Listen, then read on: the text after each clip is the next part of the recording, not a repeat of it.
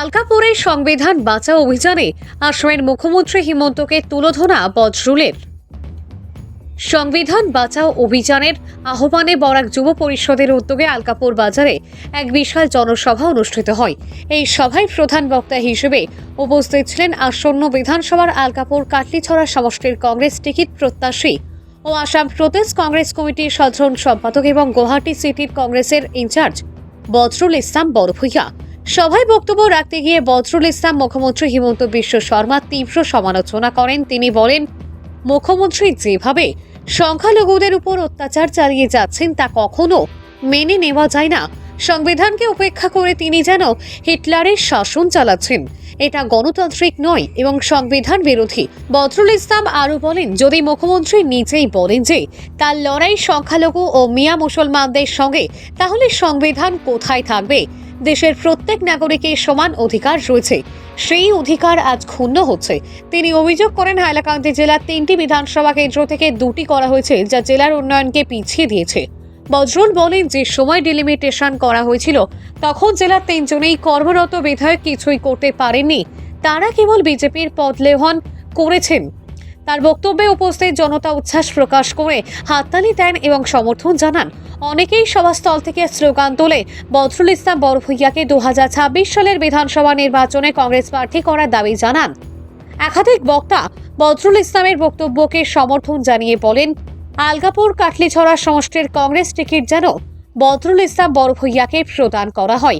সভা শেষে বরাক যুব পরিষদের পক্ষ থেকে সংবিধান রক্ষার আহ্বান জানিয়ে জনগণকে ঐক্যবদ্ধ থাকার অনুরোধ জানানো হয়।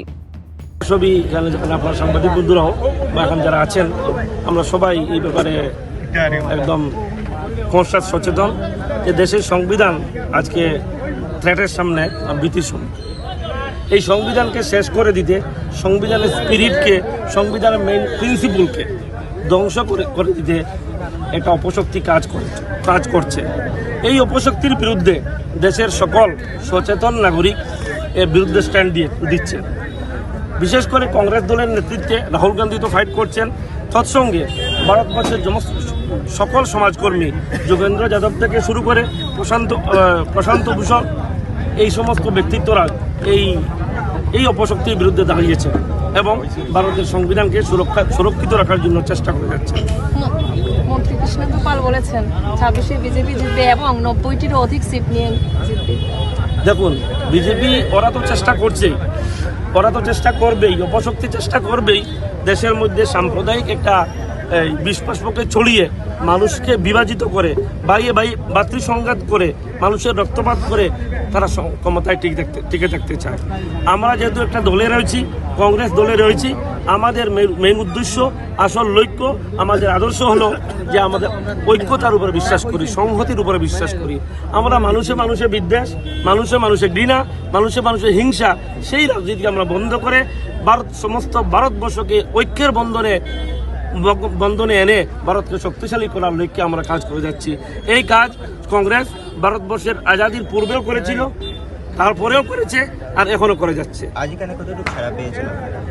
আপনারা তো এখানে ছিলেন, সমস্ত জনগণ হাত উঠিয়ে এখানে সাড়া দিয়েছে যে এখানে প্রয়োজন রয়েছে সংবিধান বাঁচানোর মতো এরকম সচেতনতার সবার, এবং সবই আমাদের এই আদর্শে আমরা বিশ্বাস করে সেটা আমরা বুঝতে পেরেছি। আচ্ছা, যে কংগ্রেস মুসলমানের দল, আপনি কি বলবেন? শুনেন, উনি ওটা বলবেনই, কারণ ওরা শুধু বিদ্বেষের রাজনীতিতে বিশ্বাস করে, হিংসার রাজনীতিতে বিশ্বাস করে। কংগ্রেস হলো মজলুমের দল, নির্যাতিত দল। কংগ্রেস সকল মজলুমের পাশে থাকে, সকল ছোট জনগোষ্ঠীর পাশে কংগ্রেস থাকে। এটা কংগ্রেসের আদর্শ। কংগ্রেস কার উপর অত্যাচার করতে চায় না, জুলুম করতে চায় না। জুলুমের খিলাফ, অত্যাচারের খিলাফ, নির্যাতনের খিলাফ কংগ্রেসের। This is the stand of Congress. সুতরাং এখন ওরা সংখ্যালঘুদেরকে নির্যাতন করছে, সংখ্যালঘুদের উপর জুলুম করছে। সেই জুলুমের বিরুদ্ধে ন্যায়ের জন্য, ইনসাফের জন্য, ইকুয়াল জাস্টিসের জন্য, ইকুয়াল রাইটসের জন্য কংগ্রেস আওয়াজ দিচ্ছে।